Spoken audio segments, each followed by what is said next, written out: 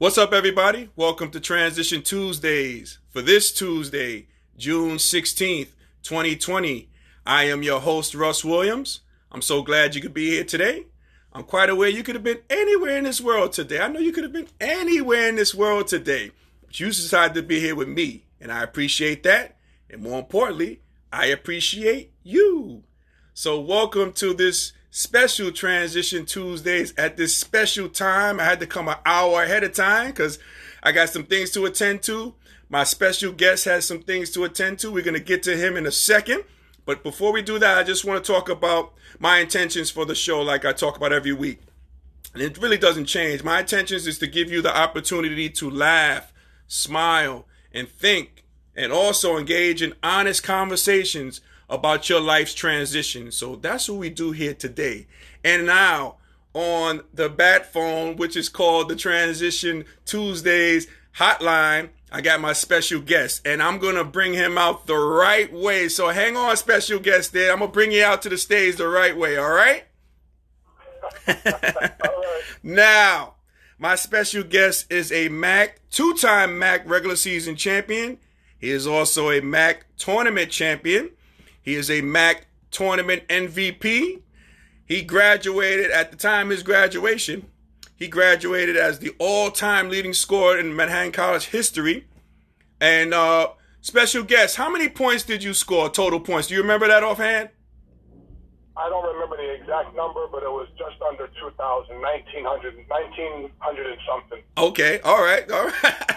Which is rare because usually people who score like a G or so in high school and college, they remember the number. Like me, I remember the number. For me in Manhattan College, 1,140.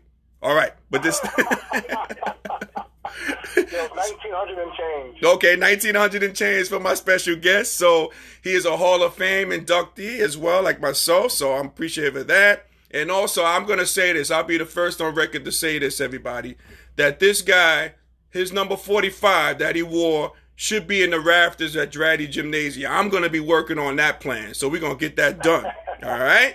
So, ladies and gentlemen, Transition Army, I want you to welcome to the stage number 45 in your program, but what number 1 in your heart?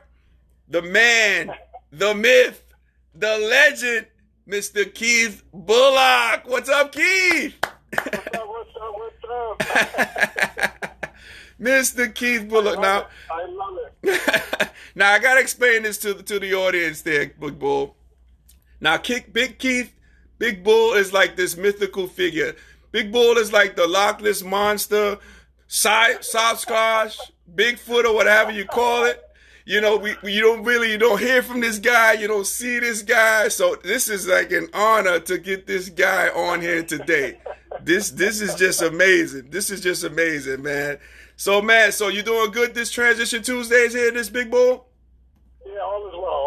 I can't complain. Everybody's healthy, which is the most important thing. Yep. And, and we're making it happen. Absolutely. Absolutely. Now, Big Bull, if I had you in person, I know you don't drink, but if I had you at my place, you know, I mean, I would, give you a beverage. I'll give you probably some soda or some juice. I know you don't drink soda, but like some juice or something like that. Water, right? Oh, water. Okay, water. Okay. Yeah, water. Too much sugar in soda. Too much sugar in juice. We got to stick with the water at 48. There you go.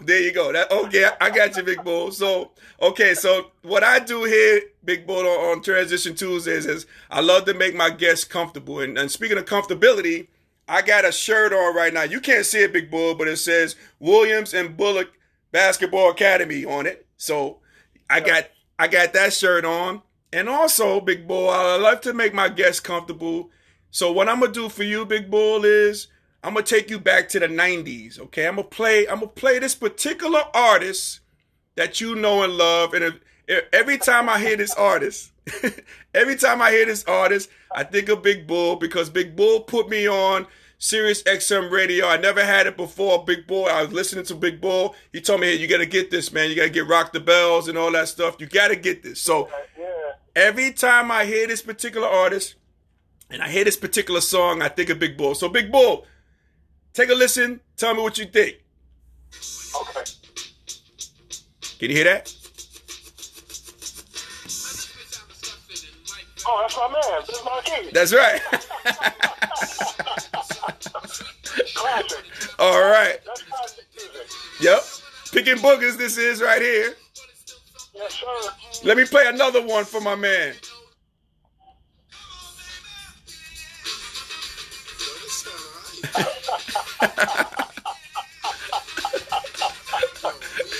and Big Bull, you know I gotta let it go, the chorus, because I know you used to always we used to watch these videos in the dorms. Big Bull used to always sing the chorus. So we gotta let this play to the chorus. I gotta let you hear the chorus. Here we go. It's spring again. Yes, sir. Here we go. All right. Let me fast forward a little bit.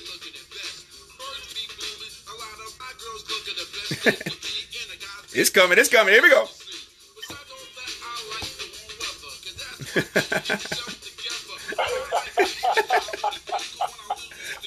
All right, here we go, Bull. Coming up. I want you to sing along too, Bull, if you're here. Hold on. Here's the chorus.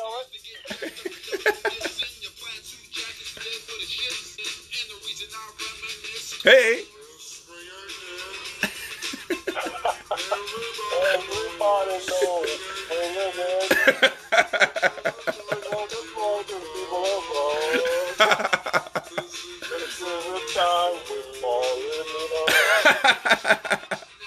Oh, Lord. All right.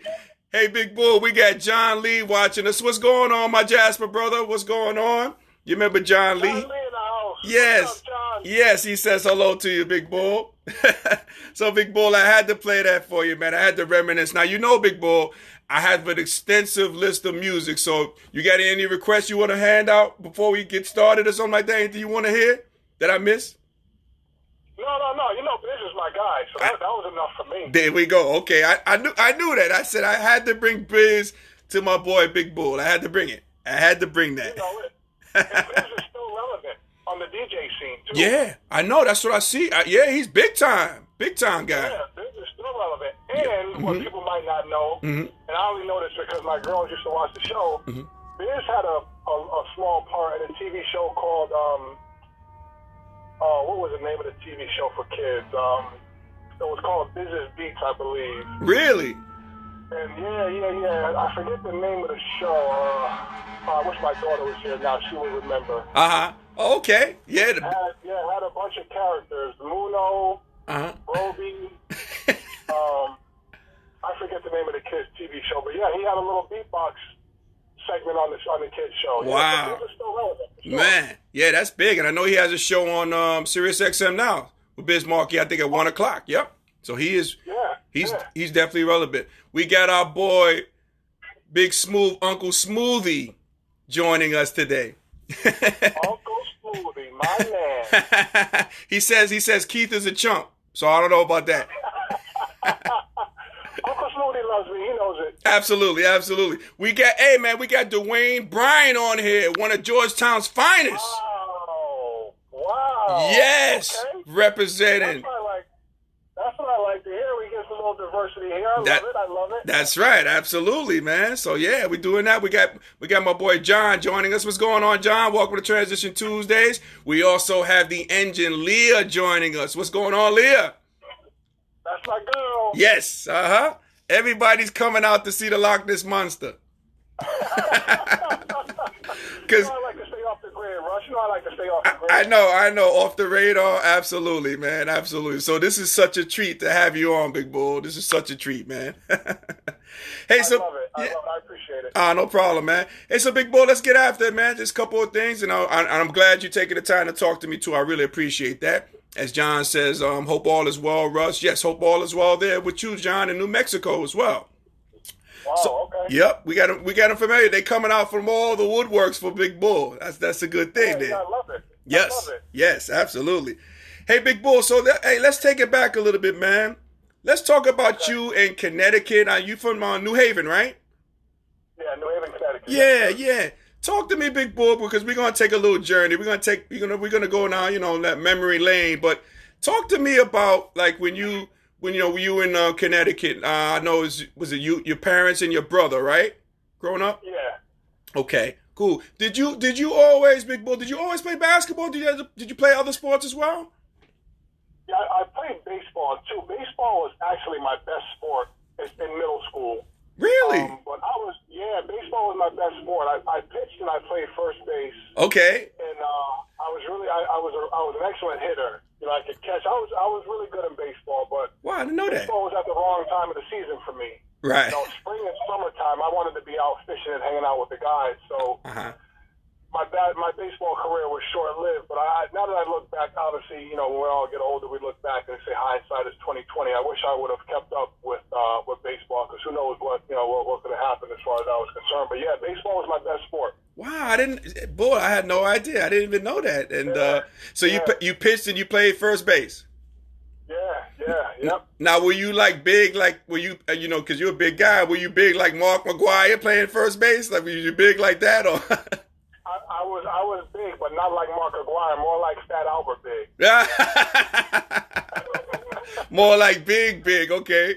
Oh, yeah, I was a chubby kid. I was chubby as a kid, and it's funny, funny story. When I was on the middle school basketball team, we had the old school polyester uniforms. So it was almost like wearing spandex material, right? So I used to always get mad at the basketball coach, because the uniforms would always fit tight. You know, I would sit in the locker room before the game, and I would sit down, and I would stretch the uniform top over my knees to try to stretch it out. So that would last about 10 minutes, and of course it would be snug on me again. So I would always curse him out. Why is he putting these in the dryer? But in actuality, it was just because I was a fat kid, and that's why the uniform was tight on me. Because I always was eating honey buns and stuff all the time, Russ. And Big Bull, that brings us to a point. Chris says, Big Bull's best sport was eating snacks. So. Oh yeah. I was a king. I was the Michael Jordan. Back then, I was the Michael Jordan of snack eating, for sure. Did you have a favorite snack that you used to indulge in? No, I didn't discriminate. I wasn't a big candy eater. Okay. It was cookies, cake or pie, honey buns, Twinkies, chocolate chip cookies, yodels, all that stuff. I was into all that. I didn't discriminate at all. Man, Big Bull, all those, did you have those underneath your bed or something like that? That's a large stash, man. I had them tucked away everywhere. Gym bag, in the desk at school. I had them in the dresser drawer in my room. I had them everywhere. They were like my American Express. I never left home without a snack. That's right. You had to have them, right? Of course. Hey, so Big Bull, so you said you played baseball. So how were you introduced to basketball? Like, did your brother play ball, or did your brother play baseball as well? Like, how were you introduced to basketball?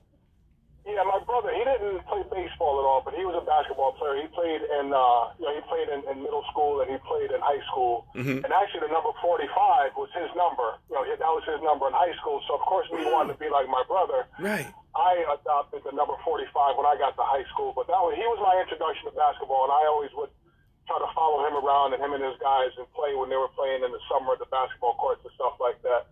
And every now and then he would let me play and get abused. But that was my introduction to basketball. It's all because of him. Wow. Okay. Cool. So did you have epic battles like when you saw in The Last Dance? I don't know if you saw that, but what Jordan was saying, he had epic battles against his brother Larry, and they had to fight it out afterwards, especially if Jordan beat his brother. Did you had it like that? Sure. Talk to me a little bit about that, Big Bull. How did that go?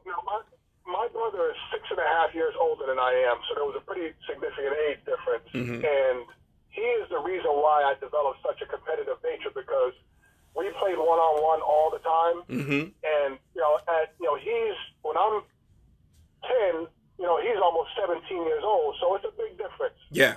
And he would never, ever let me go right. I'm right-handed. He would never, ever let me go right. And we would play, and I would get frustrated to the point where I would start crying because he would have me so. But at the end of the day, it was helpful because I learned that I developed that competitive nature, and I learned how to go left. I was probably the only kid at middle school who could handle the ball and score with his left hand around the basket, and that was all because of my brother. So as much as I was frustrated with him and wanted to fight him back then, I appreciate that because it helped me in the long run to get to a point where I could be ambidextrous with it. I can shoot and dribble with my right and left hand. Yeah.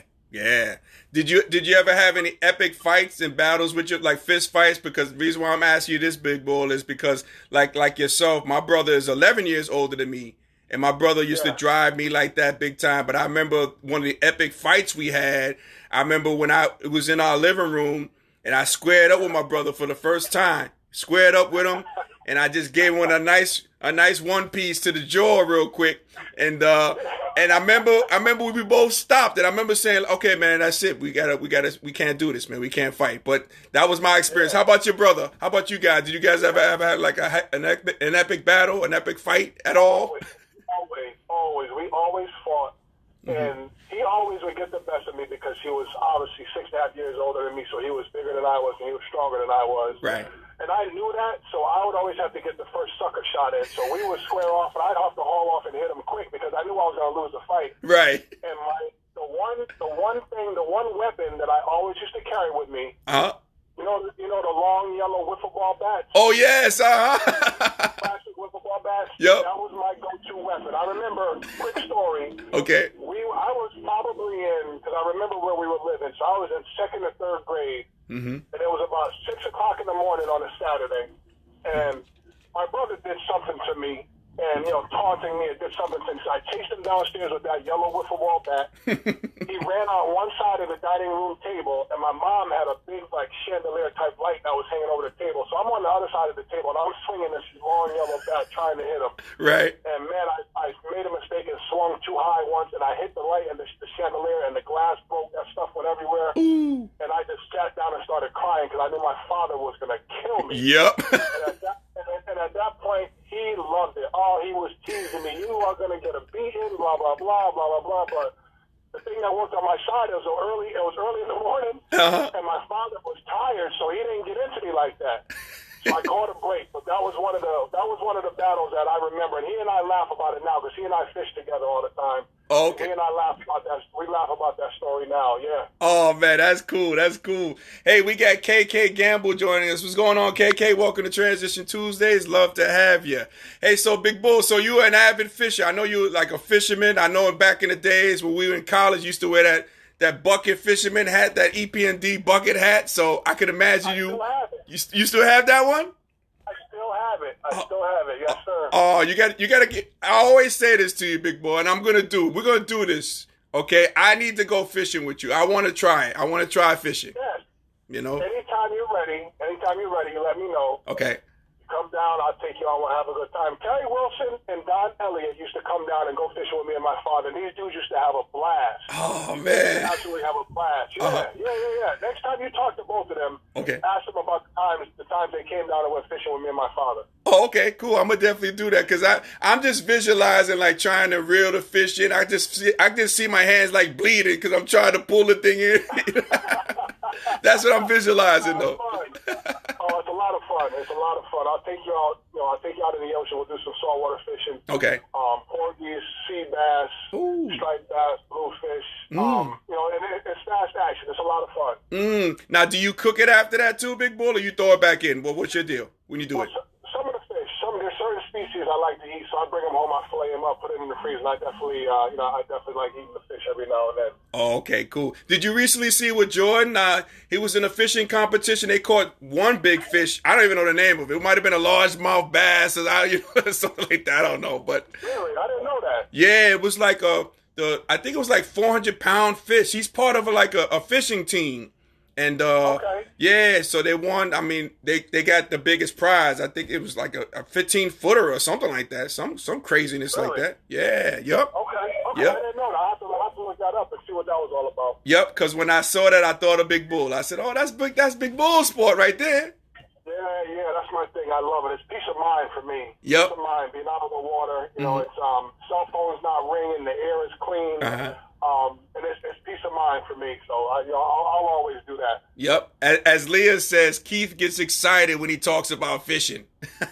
Oh, for sure. Yep. For sure. I was probably the only kid, elementary school, middle school, people ask you, what do you want to be when you grow up? I want to be a doctor, a lawyer, blah, blah, blah. I want to be a basketball player. And this is my words. I used to always say I wanted to be a professional fisherman because I used to watch all the fishing shows on TV. And that's what I love to do. I always wanted to be a professional fisherman and have my own fishing show. Man, that's cool. That's pretty impressive. Yeah. Hey, John says that MJ caught a marlin. Is that a big fish, Big Bull? Oh, yeah. up to like 1,500 pounds or something like that. Marlin get to be really big. Man, it's like the size of a boat almost, man. Yeah. They get to be really, really big. Yeah. Man, that is cool. Yep. So you got to get me out there. We're gonna do that. We're gonna do when we get out of this COVID-19 mix and everything. Maybe we'll catch a fish. We'll catch a fish, and that fish will probably have a mask on. You know what I mean? So who knows, man? Yeah, no, for sure. We'll make that happen. Okay, cool. We're gonna definitely make that happen, no doubt. Hey, so Big Bull, let's get back to like the basketball aspect. So you playing basketball. Talk to me a little bit about your high school days. Like, you playing in Connecticut. I know how you used to go against Carrie Wilson and Carrie Edwards and all those guys. So talk to me a little bit about your high school playing days at Notre Dame, right? Yeah. Notre Dame and West Haven. High school was fun. Mm-hmm. I had a really good time in high school. Notre Dame was a good school. Got me prepared for college on the academic level and from an athletic standpoint. Right. But I got a chance to play against the best players in the state of Connecticut. Obviously, Carrie Wilson played against him twice a year. Him and Johnny Jones played on the same team. Okay. And the three of us obviously graduated the same year. Mm-hmm. Carrie Wilson, St. Joe's, he always played on the powerhouse team. They were always really good, one of the top teams in the state. Yeah. Didn't get a chance to play against Carrie Edwards much. Okay. He was in a different class. Mm-hmm. But Connecticut basketball was it thrived back then. Connecticut basketball was really good, and I was fortunate enough to play against a lot of guys who went on to play after in college and after college. Right. Gotcha. Hey, Big Bull, KK says that you sound like her brother-in-law up in Ohio, and and also she says it seems like she says he also gets excited about fishing when he talks about it. So y'all got that in common. Yeah. Yep. That's good. It's definitely something to get excited about. Yes, definitely. Yeah. And now I know the history, Big Bull. You used to grow up watching fishing. That's cool, man. That's good stuff. Yeah, I still watch them. I still watch the fishing shows on TV, especially in the wintertime when we can't get out and fish on our own. Uh-huh. I still go to Outdoor Network. I still watch these guys fish on TV. Oh, cool. Okay. Cool. Yeah. That's good stuff. We got Thomas Edward Wright joining us. What's going on, Thomas? Welcome to Transition Tuesdays. I think that's Thomas's first time. Yep. I think that's his first time joining us. Cool stuff. A newbie. We take them all. Take them all. They're coming out for the Loch Ness Monster. I tell you that. That's why they're here.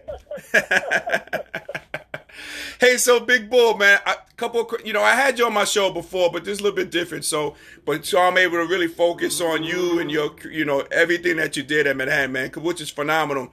And a lot of people don't know this about you, Big Bull, but I'll brag about you. If you ever ask Big Bull, if you ever ask Keith, Keith, I know you played at Manhattan College. How did you play? Were you a good player? And like Keith, I know Keith. Like Keith was a superstar out there, ladies and gentlemen. But knowing Keith would probably say, yeah, I had an okay career. It was okay. I did well. But this guy was a unassuming superstar that we're dealing with. So I'm glad to have you on the show today. Hey, so Big Bull, man, check this out. Yeah, no problem. So check this out, Bull. So now I want to talk about your high school days and how did you get involved with Manhattan College? Like, did you ever hear Manhattan College before you were recruited? Coach Lapp, talk to me a little bit about your Manhattan College recruiting experience to get to the school. Yeah, it was interesting because I never heard of Manhattan College until I started to get letters. And when the recruiting letters came in, for me it was like, okay, Manhattan College, where is this? Who is this? Is this in New York? Are we talking about Manhattan? 'Cause I think there's a Manhattanville. Yep. There's a Manhattanville, but this is Manhattan out in the Midwest too, in Kansas or something like that, maybe. Yeah, Kansas. Well, yeah, I think Kansas State. They're in Manhattan, Kansas. Okay, yeah. Yep. Mm-hmm. So what happened was Tom Blake, who was one of the assistant coaches at Manhattan at the time, lived in Milford. Coach Blake, yes. Yeah. So and Milford is only about 15 minutes from me, so that's where the recruiting began. Since Coach Blake was, close to, my area, he's the one that kind of, got the ball rolling as far as the recruiting process was concerned. Okay. And it was, I doing some investigating on my own and doing some homework on my own, I found out, obviously Manhattan was in the MAC conference, Fairfield, mid-major, and it was something that was exciting to me. And I give Coach Blake and Coach Lapp, Coach Leonard, Coach Begley, and I give all those guys credit because they really made it known that I was a player that they wanted to, include in the mix and be involved in the program. Right. So their interest in me me is what made me seek them out and do some investigation, do my own homework as far as what the program was all about. You know, and I love Coach Lapp, absolutely love Coach Lapp, and I appreciate Coach Lapp's honesty. You know, he came into the home during the recruiting visit, you know, sat down with my parents and my high school coach, and he laid it all out. You know, he said it's a program that's rebuilding. He's trying to recruit some players and get this program moving in the right direction. And he pretty much said that playing time is going to be up to us. You know, it's there. You know, and it's going to be all. It's all going to come down to how hard you work and how bad you really want to be. You know, a person that can come to Manhattan and can contribute to the program there. Right. You know, so I definitely appreciate him being honest, and things turned out exactly the way all of us wanted them to turn out. You know. Gotcha. Hey, Big Bull. Smooth says, and I quote, he says, "I had to carry Fat Boy," meaning like. I think it's probably the other way around, but I digress. But I love Uncle Smoothie. Yeah, Smoothie did carry me. Without Smoothie, my career would not have gone the way it did. That's definitely for sure. You know, Smoothie was, and I give Smoothie a lot of credit because he, for me, out of all of the 5 of us that came to Manhattan in 1989, you know, myself, Kerry Wilson, Kerry Edwards, you know, Uncle Smooth, and Eric Gottlieb. Smooth is the one who made the most sacrifice, I believe. Yeah. You know, Smooth came from a program where he was the guy. He was the number 1 guy at Cardinal Doherty High School. You know, in Philly, he's putting up big numbers. Right. And I know he wanted to. You know, he was coming to Manhattan with the same thing, thinking that he was going to be able to continue. You know, to be that offensive juggernaut. You know, a guy that could really, you know, from the offensive perspective, you know, put Manhattan back on the map. And, you know, things I'm sure didn't turn out the way he wanted them to turn out, but he accepted his role, and that was pivotal. You know, going into Manhattan, we all had roles. Myself, Kerry Wilson, Kerry Edwards, you know, Eric Gottlieb, you know, Uncle Smooth. Yep. We all kind of, you know, assumed certain roles when we got to Manhattan. Right. And because we assumed our roles and we played the roles to the best of our ability, you know, we got to a point where we could achieve that one common goal, which we were all on the same page with. And that was, you know, obviously winning the MAC tournament and going to the, you know, winning the MAC championship and going to the NCAA tournament. You know? Right. Definitely. As Smooth shouts back at you, Big Bull, he says, "Don't try to butter me up now." So this is this guy on the back. We got Annette joining us from the D. What up, though? Welcome to Transition Tuesdays. Yeah. So Big Bull. So when you were recruiting, you guys, the 4 other guys, which that class was a pivotal, really changed the culture of the program. I think without you guys coming, without you 5 coming to the program, the program wouldn't be what it is now and what it's going to be. So you guys were the pivotal thing. But here's the question I have for you, Big Bull. So when you know, AAU wasn't major like it is now. You know, people talk and players talk. But did you guys have an opportunity to talk to each other? Like, you know, with Kerry Wilson, Kerry Edwards, did you guys, like, you know, maybe talk to each other well before you guys got signed by the school? Like, you know, hey, I'm going to go here. Why don't you join me? Or if you maybe didn't know each other, but, you know, how was that process? Not too much. Okay. Again, you know, the guy that I knew best was Kerry Wilson because we played against him twice a year. Okay. And even still, when it came time to make a decision and go to Manhattan, we didn't really, you know, myself, him, and Kerry Edwards, we didn't really, you know, confide in each other, find out where everybody was going to try to join up and stuff like that. It kind of just happened that way. Gotcha. You know, and I'm sure, you know, Kerry Wilson and Kerry Edwards both, you know, went to Manhattan because of, you know, Coach Lapp, what Manhattan had to offer on the academic side and on the athletic side, and then just the potential to go in and be a part of something special, get in at ground level and be a part of something special. Yep. And luckily it happened that way for all of us, you know? Yep, that's true. Hey, Keith, we got Victor joining us. What's going on, Victor? Welcome to Transition Tuesdays. And Chris is also chiming in. Chris says, Keith has always been a true professional. That's just facts. # facts. So that's good stuff. Yep. I appreciate it. I appreciate it. Finally, I get some positive words from my man, Uncle Smoothie. I know. Try to talk to me about, you know, eating snacks and calling me a chump and all that kind of stuff. But I know he really loves me down deep. Absolutely. And I thought he was the key. He's Mr. Positivity. They call him out here in these streets here, Big Bull, you know. So we need that. I know. Oh man, that's crazy. Hey, speaking of Coach Lap, because I had the pleasure of playing with Coach Lap as well. I didn't come in with Coach Lap. I was kind of inherited because I came in with Bob Delavovi and that regime. But Big Bull, do you have like a quick story, a quick Lapper story? Maybe the first time he met you or what have you. But do you have a quick story? Because I have a pretty funny story about Coach Lap. But do you have a quick story at all that you can think of? Yeah, and it's funny because this story is I believe it was my sophomore year, and I came. The report cards had just come out. Coach Lap, and I didn't do those. I think it was first semester, sophomore year, maybe. Okay. So I don't know what happened. I just lost focus for a minute, and I didn't do well academically as well as I, normally had done. Mm-hmm. And so Coach Lap calls me into the office, and he says to me, he's going through, a bunch, talking about report cards and stuff like that, and he's like, "Bull," he's like, "You had the worst GPA on the team this semester. Like, what's the deal? What's going on?" Uh-huh. And I remember looking at Coach Lap and saying to him, well, I can't remember my exact words, but I said something to him to the effect of, "Well, Coach Lap, somebody had to come in last place or something like that. I'm trying to make light of the situation." He gave me a look. I swear, he gave me a look like he was going to throw me out of the coach's window from the second floor up there. And I kind of I kind of giggled a little bit thinking that he was going to laugh about it. Right. But he was all business. He was all business. And it was funny because from that point on, I did well freshman year, but from that point on, I made sure I never came in last when it came to our report cards. I did well. I graduated with just about a 3.0 GPA. Yeah. So it all worked out. But I just remember that specific incident of being in his office and him talking about me being last on the, doing the worst out of all the guys on the team with GPAs. And I don't know what possessed me to say that to him.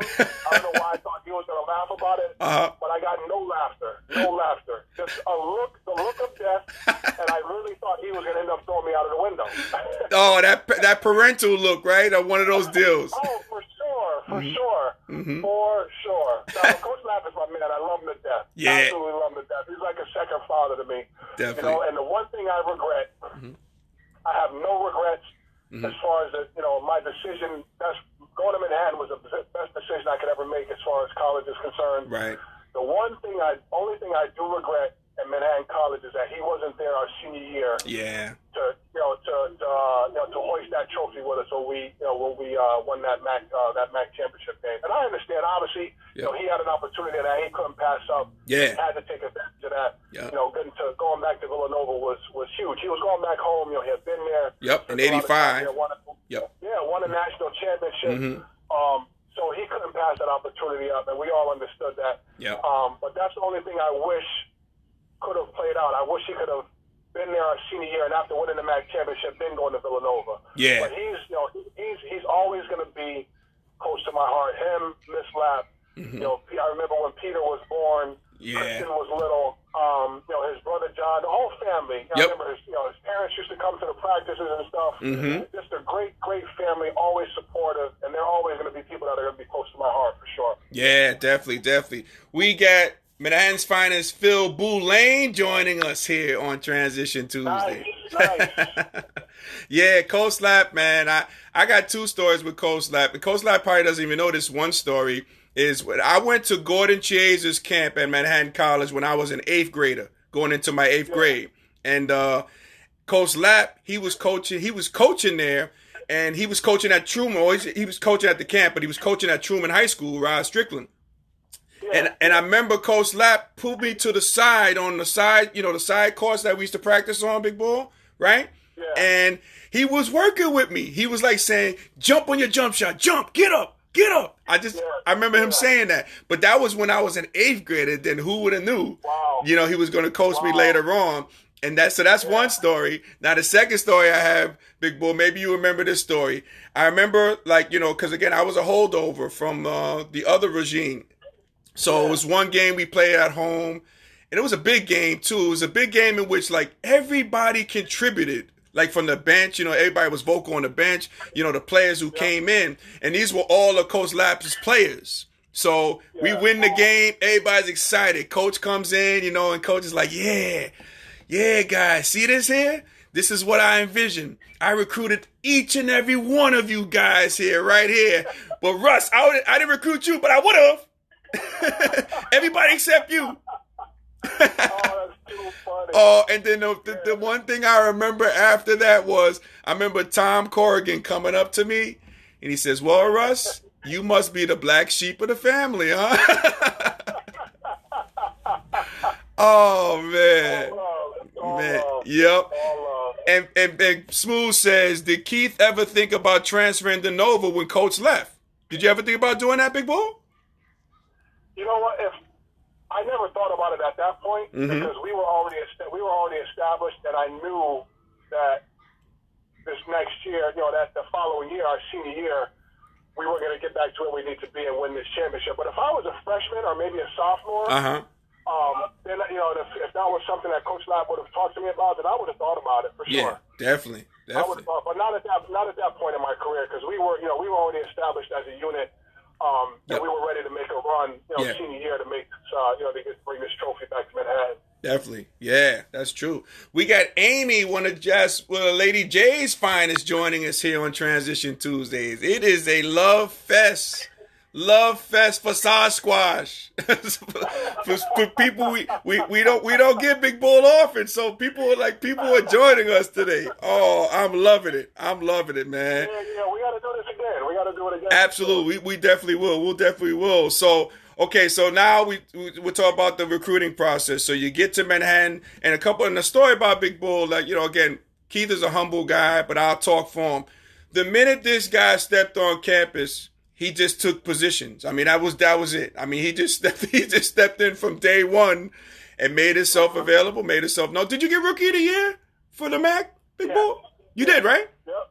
Oh man, see, that's something I omitted earlier, man. Oh man, I'm glad you told me that, Big Bull. So there you go. So Big Bull steps in the ranks, Rookie of the Year. The rest is history. So. Man, that is cool, man. So, hey, Big Bull, people ask me all the time, do I remember the games? And for me, I don't remember a lot of the games, but, I remember, the locker room, what we did in the locker room, what we did outside of basketball, and the practices. I remember the practices. The practices we used to have was super competitive. And, again, it was if you survive the practices, the game is like a cakewalk. That was my thoughts. How about for yourself, Big Bull? Exactly. Exactly. I always felt the same way, and that was – making a transition from high school to freshman year, that was the thing that stood out to me. It wasn't a problem academically, but the demand at the Division I level, when it comes to practicing an amount of time that you have to devote to basketball, was an adjustment. We had some long days. We had the 6 a.m.s. Yes. We're out there, at 5 a.m. we're running, and then we're going to the weight room, and then you're going to class from 8 o'clock until 2. Yep. And then you're practicing in the afternoon, and then there's study hall and the library from 7 to 9. So physically, it took time for me to adjust to the demand. But it was just, we were in it together. We were all going through it together. We all supported each other, and I knew that. Going into this thing, the greatest, the number one goal for me was to experience being a part of, the Final 64 and get to the NCAA tournament. Right. Obviously, anybody that goes into a program has individual goals, and I wanted to be the best at every year. So going into it, I said to myself, I knew that, and it's funny because last time, one of the times myself, you, Chris, Kerry Edwards and Kerry Wilson got together. We talked about the recruits and who was supposed to be the star recruits. And I knew that I wasn't the guy. Kerry Wilson and Kerry Edwards were the two guys who I think, Coach Lapp and the rest of the coaches felt were gonna be the guys to exceed. And that never bothered me because I was always the underdog in high school, all throughout high school, even though I was lucky enough to make, be one of the all-state players. We nominated to the all-state team here in Connecticut. You had Scott Burrell and Kerry Wilson. You had Harper Williams, who went to UMass. You had a bunch of guys who were really, really good. Outstanding players. And I always kind of flew under the radar. And I knew that freshman year going into Manhattan, that I just had to fly under the radar, and I knew I had to work. Right. So I knew I had to go in and just work and try to get the most out of myself and put myself in a position where I could achieve that goal of being Rookie of the Year. And things kind of, happened in my favor. I put the time in, and it worked. It worked at the end of the day. Cool. Hey, Big Bull, so in terms of your college career, do you think you exceeded your expectations going into it? No, I don't think I exceeded my expectations. I honestly, at every level, I set goals for myself. I wanted to be rookie of the year. I wanted to be first team all conference every year after that. I wanted to be considered, once I graduated from Manhattan, I wanted to be the best, or definitely one of the best players that Manhattan College had ever seen. Right. So it kind of went the way I wanted it to go. Okay. Cool. Hey, we got Steven joining us. What's going on, Steven? Welcome to Transition Tuesdays. Love to have you. So, Big Bull, let's talk about transition, because that's what we do here on Transition Tuesdays. So, you have a great and exceptional college career. So, talk to me about the transition from college to the professional ranks, because, if you really think about it, if you break this down, Big Bull, a lot of people, there's only a few people on this planet have the opportunity to play professional basketball. So, talk to me about that transition from college to playing professional ball overseas. Yeah, it was the difference. The difference from high school to college, and then from college to overseas, wasn't so much a physical difference. Whereas, going from high school to college, there was a huge difference physically, and just getting your body used to the physical demands of high school and Division I college basketball. But going from Division I college basketball to overseas, it wasn't so much a physical thing. It was more mental at this point, because you're not going to, skill-wise, you're where you are as far as your skill set is concerned. Right. Yeah, you can fine-tune some things and maybe improve in certain areas, but as far as skill level is concerned, you're pretty much where you're at. I had to learn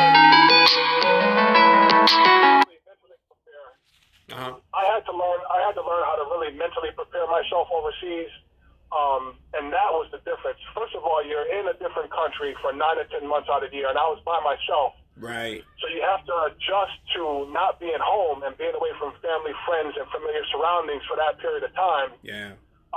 And you had to be physically locked in and focused to perform on the court. So the mental aspect of it was what was difficult for me, making that transition, from college to overseas. Gotcha. And you always, of course, you had to be on top of your game physically. You always had to make sure that you stayed in shape and you worked. And, something as minor as eating and sleeping were things that I had to understand also, making that transition. In college, you're eating a bunch of garbage food and stuff like that. Those snacks that you talked about under the bed. But all those things, I understood that in order for me, I looked at myself and my body as my tool. I was a tool that I worked with. I didn't work on computers. I didn't work on machinery. Right. And anytime guys or girls do that, you have to make sure that whatever tool it is that you're working with is always working up to par. My body was my tool, so I had to make sure that I was eating properly. Yeah. I had to make sure I was getting proper sleep, and I had to make sure that I was focused mentally so that I could perform at a high level and continue my career. So those are the three things: eating right, getting the proper rest, and being focused mentally were the three things that I had to adjust, making that transition from college to professional overseas. Cool. Hey, Big Bull, how many years did you play overseas, and what countries did you play in? Do you remember? 7 years overseas. I played in Turkey my first year, and then I came home. I went to Belgium. I played with the same team in Belgium for 2 years after that. I wanted to give the NBA a run, so at the time, the D League back then was a CBA. Yes, National Basketball Association. So I came after 3 years overseas, developed my perimeter game. I wanted to come home and give the NBA a shot. They had a team here in Connecticut. So I came home my fourth year out of college. I played for them. They were called the Connecticut Pride. So I came home and played with the Connecticut Pride. The NBA thing wasn't in the cards for me. So then I went back overseas. I played 4 more seasons over in France. Right. Okay. Cool. Hey, do you have a favorite country that you played in? Out of the 3 that I actually played in for full seasons, I'd have to say France was the best. Belgium was probably the East. Turkey was the most difficult. It was my first year out. out of college. There was no English in Turkey at the time, so there was a huge language barrier. Okay. And obviously there's cultural differences. Turkey's a Muslim country, right. So a lot of the cultural things were different. Yeah. So it took me a couple months just to adjust to lifestyle in Turkey. Okay. Basketball was easy at that point because that was the one thing that was always the same. But adjusting to completely different culture, going to Turkey my first year out of college was difficult. And then going from Turkey to Belgium was like night and day because it was funny because in Belgium, the coach that I had the 2 years I was there, he spoke English the whole time. And I was watching a lot of old TV shows, Friends, Hanging with Mr. Cooper, a lot of the old TV shows. Yeah. So it almost felt like I was playing at home, you know. And then France was great. You had a good mix. Everybody speaks English over there, and you had a good mix of that European feel plus, you know, the American feel. So France 5 was my number 1, Belgium number 2, and Turkey number 3, just because of the difference in culture. Gotcha. In this level. Gotcha. We got Richie joining us. What's going on, Ricky? Richie, welcome to Transition Tuesdays.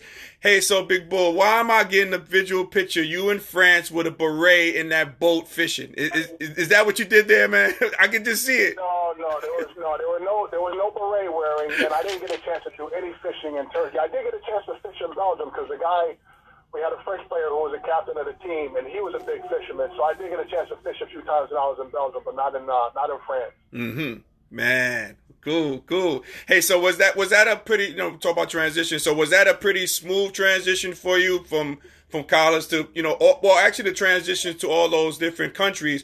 Was that a smooth transition for you, or was that like a difficult transition? I mean, you covered a little bit, but how was that process though? It wasn't too bad. Again, Turkey was different just because of the cultural differences. But okay. I had been out of the country before. The summer before my sophomore year. I played on a travel team through People to People Sports. We went to Spain for 3 weeks and played. Okay. And it was myself and a bunch of guys from different colleges across the country. Right. Who played on that team. So we were in Spain for 3 weeks playing, and then the summer before, my senior year, I played on the NIT All-Star team, and we played in France, Holland, and Germany. I remember that. Yep. Yeah. So I had been out of the country before, and I played basketball against some of the national teams in other countries, so I kind of had an idea what to expect. So the transition wasn't too tough, but the transition from the U.S. to Turkey was a little bit different. It took me a couple months to adjust, but it wasn't too bad. Oh, okay. Cool. Hey, so I want to share something with people that people might not know about Big Bull.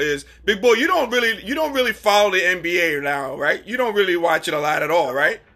I don't watch the NBA at all. At all. Okay. Now, so here's my other question for you, Big Bull. Did you see the Last Dance with Michael Jordan and the Bulls? Yes.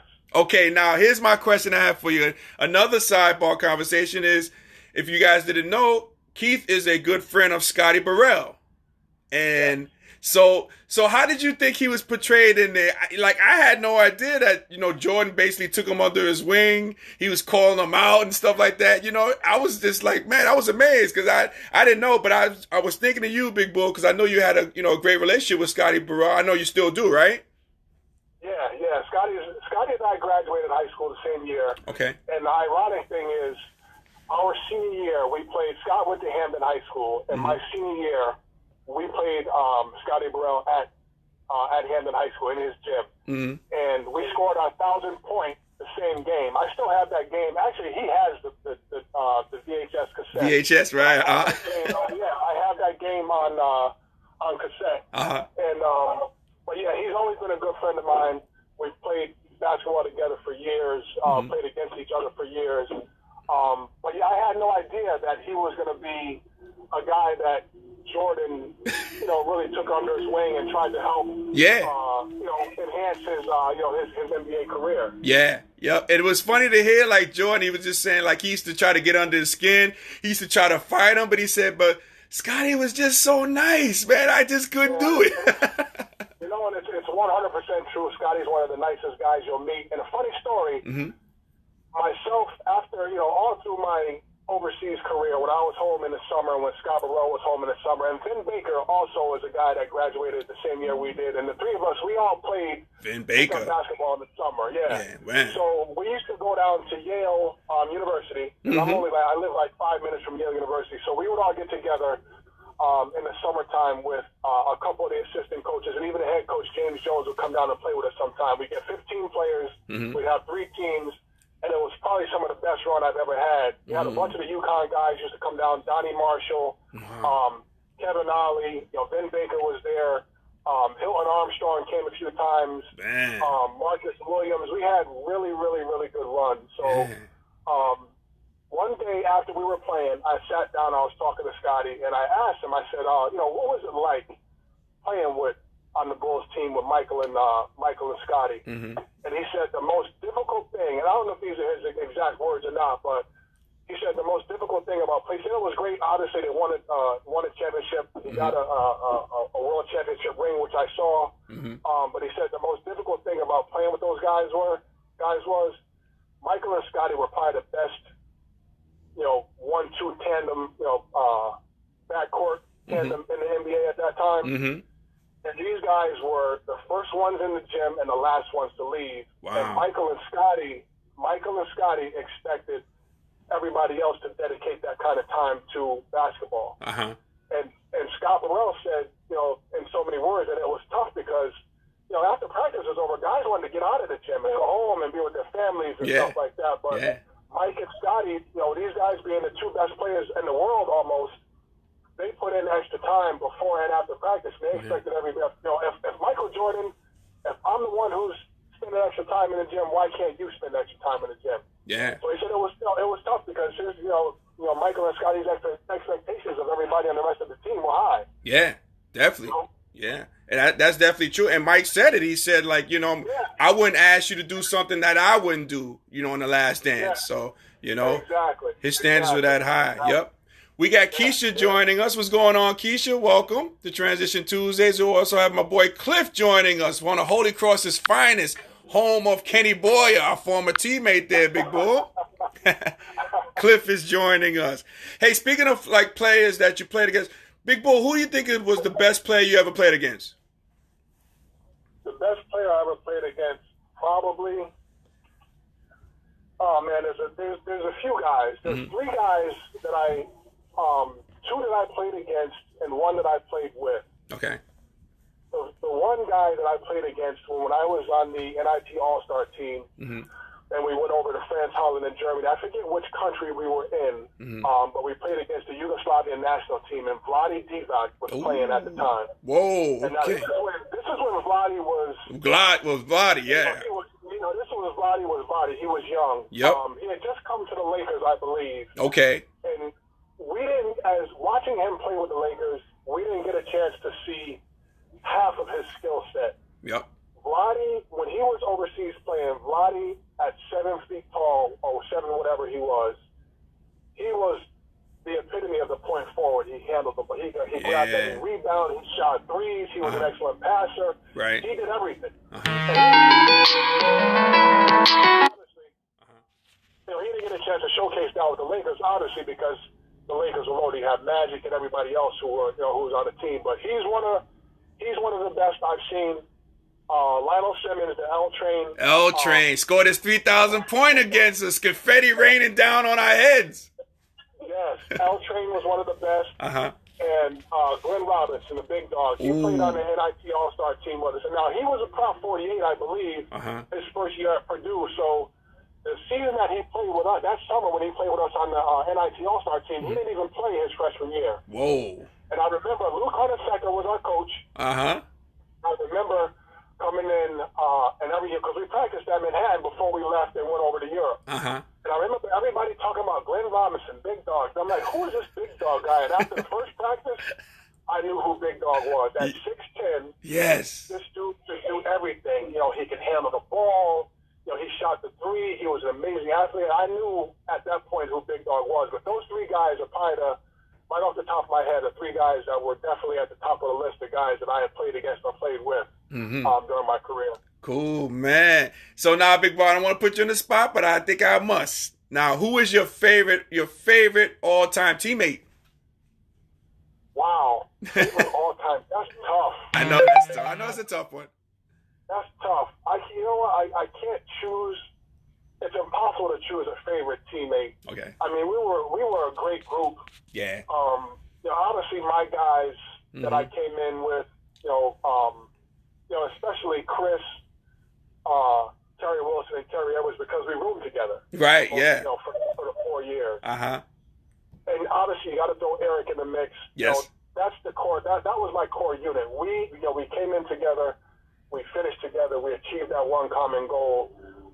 But I think we all, yourself, Charles Dubra, Greg Rock, John DeGennaro. I mean, everybody. Yep. We all got along. We all were a cohesive unit.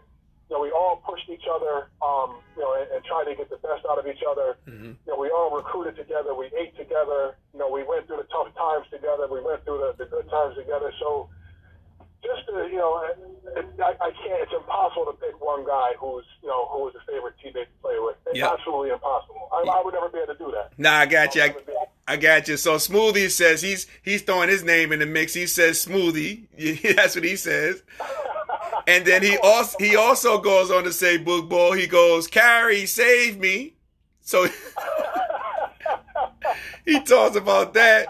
And a little sidebar, I was Big Bull's his what do you call that? I guess a locker room mate. Like we were right next to each other, right, Big Bull? We got a chance to see the sights and the sounds. We used to lounge back in there in our little cubicle there. I tell you what, there's a lot of pressure with the players now. Whoever has your locker, there's a lot of that person better be good. That's what I'm saying. They better be the best player on the team. They gotta represent. They gotta represent for sure. They do, man. They definitely do. Hey, Big Bull, man, I got one more question for you. Then I want to play a game with you really quick. So, Big Bull, what do you think is your biggest accomplishment thus far? Like, if you look at your life and everything, what do you think is your biggest accomplishment thus far? My biggest accomplishment, and that's as a whole, or are you talking about in sports? No, I'm just talking about as a whole, as a whole being as yourself. I think my biggest accomplishment thus far in my life is just being, being the man that I am. Mm-hmm. Being a good father. Yeah. Being a good husband at the time when I was married. Mm-hmm. Being a good son, a good brother. Yeah. I think good friend too. Throw that in the mix. A good friend too, man. Which you are. Yep. Being a good friend, being a good teammate. I think anybody that I've come in contact with, during my life, understands that I am. I'm real. Yep. I'm always going to give respect. Right. I'm never one to talk about or brag about things that I've done in the past. That's true. Or any success that I've had. Definitely. I've always been humble, and I've always appreciated, those people around me, and I've always surrounded myself with like-minded people who are positive, right? Who are going to support each other, who are going to pick each other up. Mm-hmm. So I think that just being the person that I am, and I think that's what we need more in today's world is, just solid and good people, who are there, who are willing to help each other, who are willing to support each other, mm-hmm.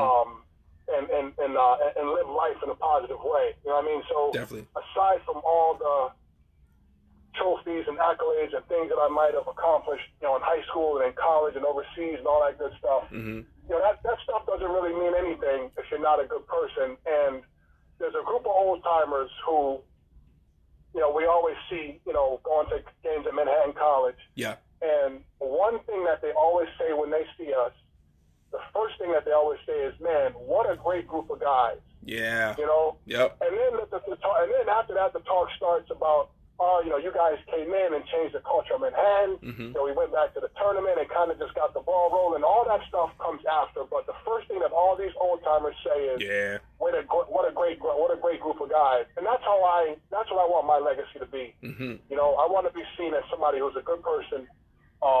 Somebody who you can confide in, somebody who is going to be supportive, who's going to be honest and upfront with you about things, and who's just going to be a genuinely good person. You know what I mean? And I think that speaks volumes. That goes a long way as far as life is concerned. Mm-hmm. Gotcha, Big Bull.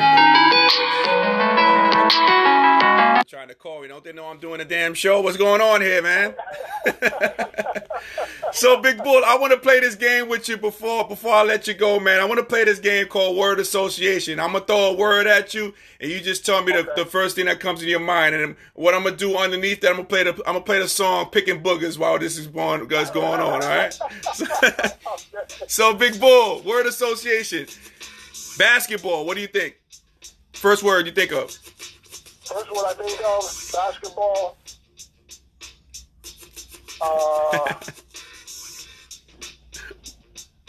Man, I know that you said the first thing that comes to my mind, but there's so many things that come to my mind. Well, give me the first thing. It don't have to be a word. It can be a sentence.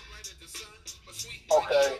Basketball doesn't owe me anything. Gotcha. How about education? Top priority. Cool. Family? Everything. Teammate? Must have them. Music? Like picking boogers? Makes you feel good. Makes you feel good. Legacy? Everybody needs to have one. And last one for you, Big Bull. Jasper? For life. We'll end it off on that. Big Bull, my man, before you leave, we got Jennifer Ewing Dixon joining us. Welcome, Jennifer. I think it's the first time Jennifer's been joining us. Hey, welcome. We keep newbies here. And again, they all came out for the Loch Ness Monster, for Sasquatch. You don't hear this guy a lot. You don't see him. But again, he repped here today. He came for me. And Big Bull, man, hey, I want to thank you for coming on the show, Big Bull. You know I love you, my man. You like my brother, man. Brother from another mother. You know that, man. You know, we're gonna definitely go fishing. We're gonna make that happen. We're gonna definitely make that happen, Big Bull. I'm gonna get you on here again, man. And again, man, I appreciate everything for you coming on, man, because I know this is a lot for Big Bull. I know this was a stretch. But I got, I broke some ground. I broke some history here by having the Brave Bull on the show, man. So I appreciate having you, Big Bull. No, I appreciate you having me on. And my daughter actually came in. She caught the last 20 minutes or so of it. Oh. Nice stuff. Oh, okay. Yeah. Oh, tell your daughter I said hello. Yeah, she's here. My oldest daughter, Trinity. Yeah, she's here. She's a good kid, man. She's she's doing her thing. She's going to be a junior in high school. Okay. In September. Just got a report card. She got honored. She's going to a really, really, really good high school. Nice. And she's laying the groundwork for her legacy. And she's doing a great job so far. That is great, Trinity. Hey, Trinity, now are you aware of your dad, his basketball abilities? Like, did you ever see him play, like on video, on the VHS tapes? Because I know Keith, I know your dad has tons of those tapes, those VHS tapes. I know that for a fact. So, Trinity, have you ever seen your dad play on those tapes? Oh, yes, I've seen him play. Okay. He's really, really good. Oh, so you thought he's pretty good? Okay, that's good. Yes. Oh, man. Hey, Trinity, I tell you what, you're a little bit different from my daughter. My daughter is, she graduated from high school this past year, and she's going to LSU. So, but every time I tell her, I played basketball, and she's like, you didn't play basketball. Yeah, nah. I seen video of you. You definitely didn't play. So that's refreshing, Trinity, to say that your dad was good and you saw him play. I appreciate that. Oh, yeah. Oh, that's cool. That's cool. Cool. Hey, so Big Bull family, hey man, thanks again, Big Bull. And again, I'm gonna have you on here again, man. You know, the floor is always yours. When the Loch Ness Monster comes out, they all come out. So I'm glad you came out for us today, Big Bull. Yeah, I appreciate you having me, Russ. It was, this was awesome. I love it. Okay. We'll definitely have to do it again. No doubt. And we look forward to the next time when this happens. Absolutely. Thanks again, man, Big Bull. Love you, man, and we'll talk soon. All right, love you too, Russ. Okay. Take care, Trinity. Bye. Okay, bye-bye. Bye-bye. That was Manhattan College's finest, Keith Bullock. Man, what a show. We got Dave joining us today. What's going on, Dave? Welcome to Transition Tuesdays. Hey, so ladies and gentlemen, great show, Keith, man. Just a class act like everybody is saying. Chris says Jasper for life. Leah says, great job, Keefy. Yeah, that was really fun. Lot of fun. Lots of fun. So, hey, ladies and gentlemen, again, like I always talk about, and I'm trying to search through as I play my theme music, because I got to get out of here shortly, because I'm late for a meeting, but the show must go on. So, ladies and gentlemen, if we were able to make you laugh, smile, or think during this broadcast today, my great friends, you have accomplished something major today. So celebrate your victory. Definitely celebrate your victory out there. As my theme music is playing, because I'm about to head on out of here really quick and transition. But hey, I appreciate you guys for watching Transition Tuesdays today. From the bottom of my heart, I thank you. We got Anthony joining us. Better late than never. Good, Anthony. Thank you for joining us, sir. So again, I'm from the bottom of my heart, I thank you guys for joining us. You guys can always reach me on Instagram at rwilltransitions. That's the letter R, WILLTRANSITIONS. So that's rwilltransitions. Please follow me on Instagram. Love to have you guys there following me. And again, we talk about GPSs and all that good stuff. I have a book called Transition Game Plan: Simple Steps to Achieving Personal Success. If you want the book, you can go to Amazon.com to get the book, or you can always inbox me and I can get you the information. I get a signed copy of the book for you, just for you, so you can do that. So I'd love to have you guys purchase the book, and I can show you how to do that. So again, thank you for watching. I appreciate you guys. And as we say in parting, happy transitioning. And I'll talk to you real soon. Take care, everybody. Be safe out there.